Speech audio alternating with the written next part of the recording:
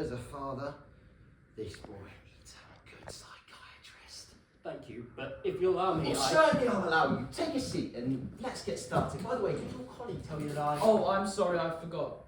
This gentleman here is Professor Marco Maria Malapiero, first counsel to the High Court. I wouldn't insist on the first. Let's just say one of the first. As you wish. You're on I really His don't know. Honour the Judge is here to reopen the inquiry into the case of... Oh, of course. We've been expecting you. Actually, if you don't mind my saying so, there's something, how can I put it, very familiar about you. As if we've met someone before years ago. You wouldn't happen to have been in charge of a concentration camp during the war, would you? Concentration? No, of course not. What am I saying? A man like yourself running a concentration camp? Unheard of. Right, now let's get down to business. So, according to the statements, an anarchist, railway shunter by profession, was right here in this very room being interrogated as to whether or not he had been involved in a bomb attack at the Milan Bank of Agriculture, which caused the death of 16 innocent civilians. And here we have your precise words, Superintendent. There was strong evidence pointing in his direction. Was that what you said? Oh, yes, but that was only right at the start, Your Honour. Later on... We'll stick with the right at the start for the moment, one step at a time. So, at about midnight, the anarchist was seized by a raptus. These are still your words. He was seized by a raptus and went and threw himself to his death from the window. Now, what is a raptus? Banji says that a raptus is a heightened form of suicidal anxiety, which can seize even people who are psychologically perfectly normal, if provoked to the extremes of anger. In other words, utter desperation. Correct? Correct. So, we need to find out who or what it was that provoked this anxiety, this desperation. I suspect that the best way would be to do a reconstruction. Superintendent, the stage is yours. Me? Yes, would you mind reenacting your famous entrance? I'm sorry, what famous? The one that brought about the raptus? No, Your Honour, I believe there's been a misunderstanding here. It wasn't me who did the entrance. It was one of my colleagues. Tut. It's not very nice to pass the buck to your subordinates. In fact, I find it rather naughty. Come on now, play your part! I think I should explain, Your Honour. It was just one of those tricks of the trade that the police occasionally use to put pressure on a subject to confess. Who asked your opinion? I was speaking with your superior. You should learn some manners. From now on, you only speak when spoken to. Understand? And now, Superintendent, I'd like to see you doing that entrance. Alright. Went more or less like this. Our anarchist suspect was sitting there, right where you're sitting now. My colleague, I came in somewhat brusquely. Well done. And I went for it. That's what I like to hear. My dear railway shunter, not to mention subversive, you'd better stop making fun of me. No, stick to the script, please. No censorship here, if you don't mind. That wasn't quite what you said. Well, I said, have you quite finished taking the piss? Well done, and then what did you say? We have evidence to prove that you were the one who planted the bombs at the station. What? You talking about the bombing on the 25th? No! Use the same words you used that evening. Imagine I'm that anarchist again. Come on, let's have ya! Don't play dumb with me. You know very well what bombs. The ones you planted on the train at the central station 8 months ago. Did you really have this evidence? No, but as the inspector was explaining just now, the police use these ploys every once in a while. Shrewd move! But we had our suspicions. Since the suspect was the only anarchist railwayman in Milan, there was a good chance it was him. Absolutely, I agree. Crystal clear. Do me a favour, gentlemen. I'm here to conduct a serious inquiry, not to play cretinous word games, so let's get on with it. So, here it says the anarchist seemed unaffected by the accusations and was smiling incredulously. Who made that statement? Me, Your Honour. Well done! So he was smiling. But it also says here, and this is word for word what you said at the time, undoubtedly one element in his suicidal crisis had been the fear of losing his job. So, 1 minute he's smiling incredulously, and the next he's terrified. Who was it that terrified him? Who was it that hit him with the bombshell when he was about to lose his job? Now look, please, there's no need to play coy with me. I know you're not running a girls' school here. Do you ever watch the police crime series on TV? It's your absolute right to carry on like that. Of course it is. Thank you, Your Honour. Don't mention it. Anyway, to recapitulate, you put the anarchist in a state of total depression, blacken his day for him, and then he throws himself out. If you'll allow me, Your Honour, it didn't happen straight away. It's still my contribution to crime. Ah, yes, Inspector. Of course. First of all, you went out. And then you came back in again. And after a dramatic pause, you said... Oh, come on, Inspector, let's have your line. Imagine I'm the anarchist again. Right, fine.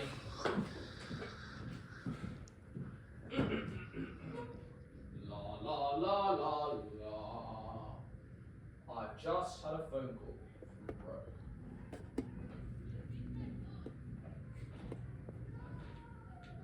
I've just had a phone call from Rome. Your friend, or should I say, your comrade, has confessed. He's admitted that he was the one who planted the bombs at the bank in Milan. Was this true? No, of course not. And how did our railwayman take this? Badly. In fact, he went white as a sheet, took a cigarette, lit it, And threw himself out the window! Not straight away, actually. But you did say straight away in the first version, didn't you? Yes, I did. What's more, you yourself told the newspapers and the TV that before his tragic gesture, the anarchist was in a tight spot. Was that what you said? Yes, in a tight spot.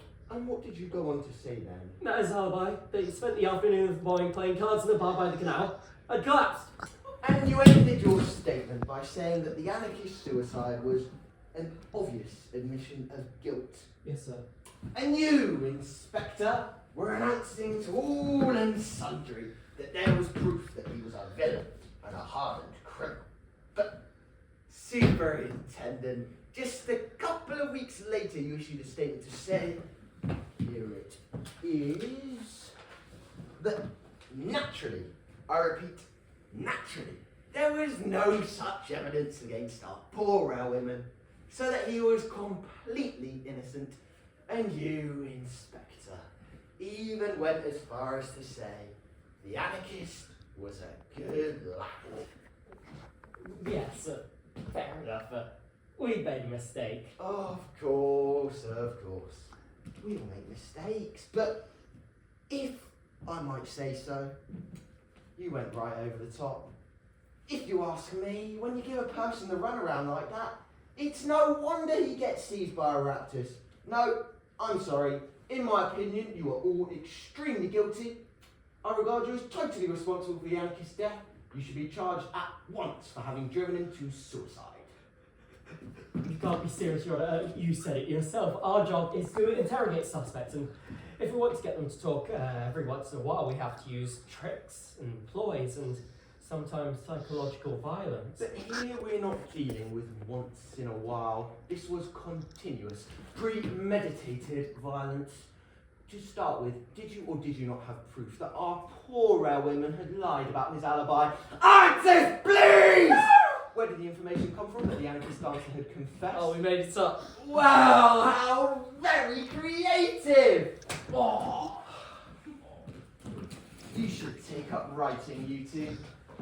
And believe me, you'll probably get the chance. Plenty of time to write. In prison, you're done for.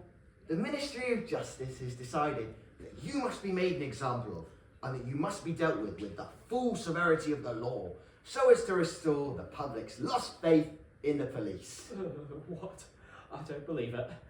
Could they? It's true, I'm afraid. Your careers are in tatters. Blame it on politics, friends. At first you served a useful function. I mean, something had to be done to stop all the strikes.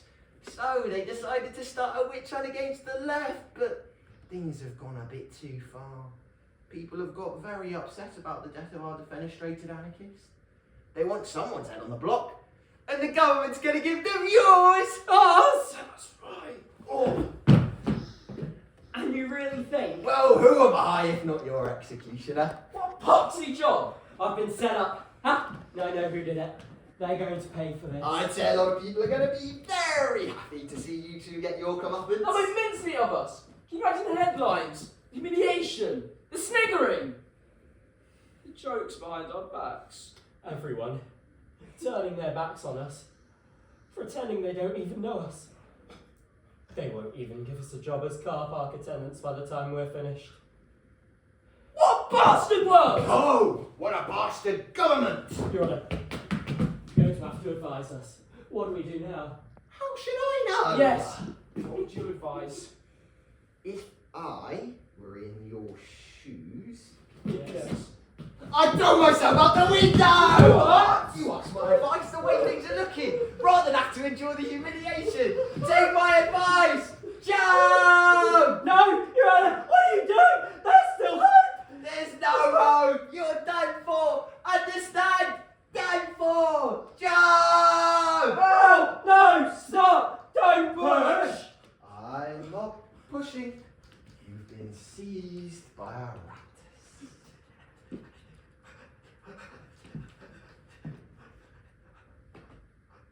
A raptors? Yes, you were trying to throw yourselves out of the window. It's not true though, Your Honour. It was you. You were trying to. Exactly!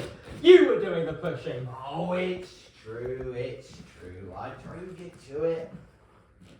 When you were in such a desperate state that you were almost ready to go. When a person is desperate, it takes almost nothing. Oh no, sir. And look at you now, you're still in a panic. All those long faces. Oh yes, sir. Up shit creek without a paddle, you might say. Inspector! Oh, sorry. I meant down the pan. So, flush the chain and away we go. Cheer up, gentlemen. It's all very well for you, if you're in our position. But you know what? There was a moment just then when I was actually about to throw myself out. Yes, me too. You see, Superintendent, amazing the effects of a raptus. And whose fault would you say it was? Those bastards in the government. Who else? First, they give you a free hand. Let's have a bit of repression, create a climate of subversion, the threat of social You disorder. bend over backwards for them. and then... No. Not at all. The fault would have been entirely mine. Yours? Why? Because not a word of what I said was true. I made it all up. What do you mean? You mean to say that down in Rome, they're not really out to get us? Never even crossed their minds. And what about this stack of evidence against us? Doesn't exist. And the business about the ministry wanting our heads on the block. All lies. They love you down in Rome. They think the sun shines out of your you-know-whats. You're not just having us on, are you? Not at all. Unless I've got this wrong. Of course you've got it wrong. Leave this to me, Inspector. Certainly. Sorry, sir. Don't understand, Your Honour. Why you want to set us up like that? Set you up? Not at all. It was just one of the tricks of the trade, which we visiting judges also like to use every once in a while to demonstrate to the police that such methods are uncivilised. Not to mention criminal. So you still think that when he jumped, it was because we pushed him? You said as much yourselves a moment ago when you panicked. But it's not true, Your Honour. When we weren't here. It's true, Your Honour. When he jumped, we'd just gone out. Yeah. That's like saying that if a man plants a bomb in a bank and then walks out, he's not guilty because he wasn't there when it went off. Oh, you run a fine line in logic here, gentlemen. But no, Your Honour. The inspector was referring to the first version. But we're talking about the second. Ah, yes, of course. There's a bit of a rewrite the second time round, isn't there? Well, I wouldn't exactly call it a rewrite. More like a correction. Fair enough.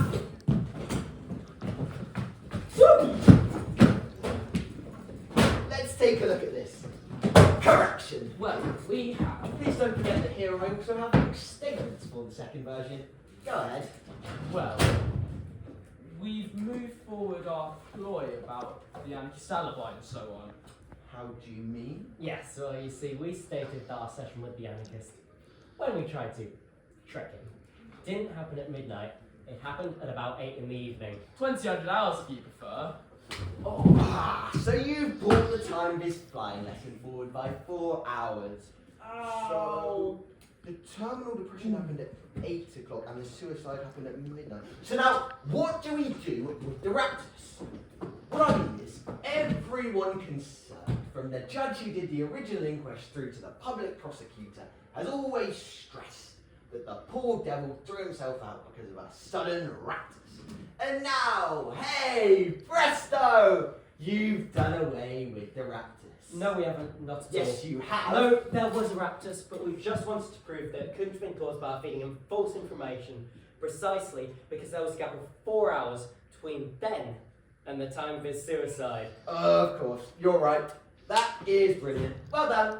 Thank you, sir.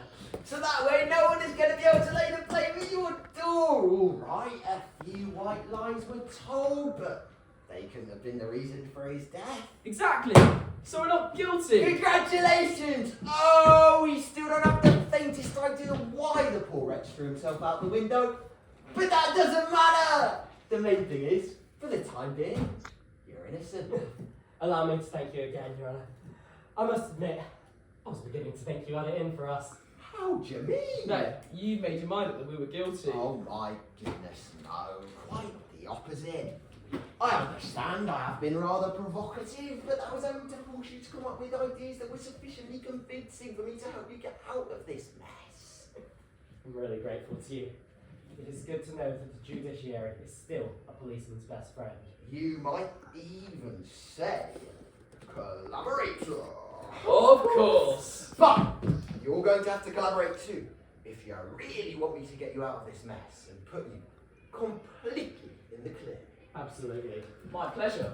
You know what I say? The only sensible solution to all this is to chuck it all in the bin and start all over I again. mean, draw up a third version. Not at all, just make the two we've already got a bit more plausible. I agree. So, here's where the difference comes. The anarchist didn't throw himself out the window because it wasn't yet midnight. It was only 8 o'clock in the evening. As in the second And as we version. know, railwaymen are very particular about timekeeping. So that gives us plenty of time to delay his mood and to change his suicidal intentions. Things were going swimmingly. Yes, but how did this change come about? Time on its own is not sufficient to heal certain wounds. Somebody must have given him a hand. I don't know, a kind gesture or something. I wasn't there. No, this is a very delicate moment. You must have been there. Alright, I was. Right, now, for a start, can we say that you were both a bit moved by the state the anarchists had gotten into?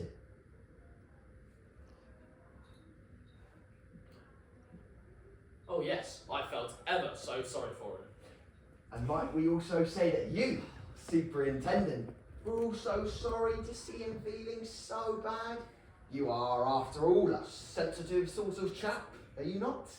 I was ever so sorry. Sad, even. Perfect! And I bet you couldn't resist going up to him and putting your hand on his shoulder. No, I don't think so. Oh, come on now, a fatherly gesture. I don't remember. I'm sure you did. Come on now, tell me you did. He did, I saw him. Fair enough, if he saw me. You, on the other hand, gave him a friendly pat on the cheek, like this. No! I'm sorry to disappoint you, Your Honour, but I most definitely did not. No friendly pats on cheeks. You do indeed disappoint me. And do you know why? Because this man was not only an anarchist, he was a railwayman. Have you forgotten that? And do you know what this railwayman means? It's something that goes back to the childhood of every single one of us. It means train sets, clockwork, electric. Didn't you ever have a train set when you were a kid? Yes, I did. A steam train. With real steam. And did it go toot toot? Sure. Toot toot! Wonderful. When you said toot toot, I saw your eyes light up. Inspector, I just know you felt affection for this man because in your subconscious you connected him with your train set. And you, I just know, gave him a friendly pat on the cheek. And what did you say while you were patting him on the cheek? I don't remember. I'll tell you what you said. You said, cheer up. Don't look so miserable. You'll see. This won't be the death of anarchism.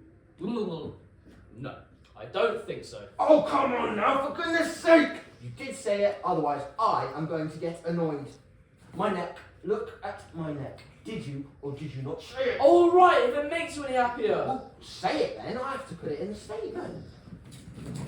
Well, I said, cheer up, don't look so miserable, you'll see. This won't be the death of anarchism.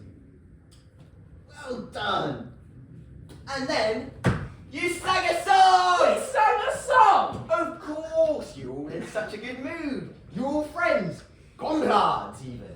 And I bet you couldn't resist having a good sing. Now, what might you have sung? How about an anarchist song? Nostra patria y el mundo entero. I imagine. No! I'm sorry to disappoint you, Your Honour, but we really can't go along with that. An anarchist sing-song! Do you know what people are going to think of you?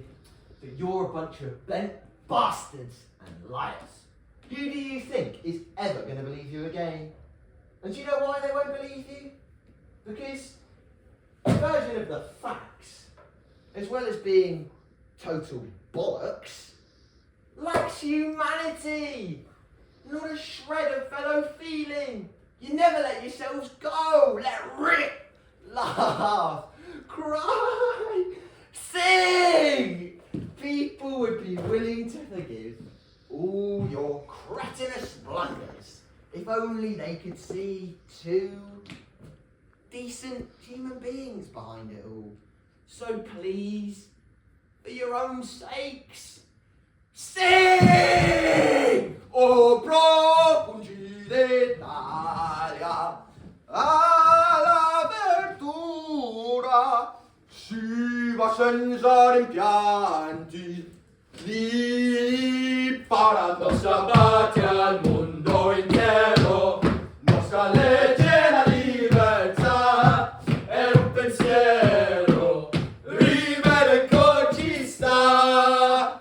Te miseri letture sollevando fumo di ogni nazione messi al bando. Nostra patria al mondo intero, nostra legge la libertà, è un pensiero, ribelle ci sta. Dovunque un soffluro si ribelli, noi troveremo schiere di fratelli. Nostra patria al mondo intero, nostra legge la libertà, è un pensiero.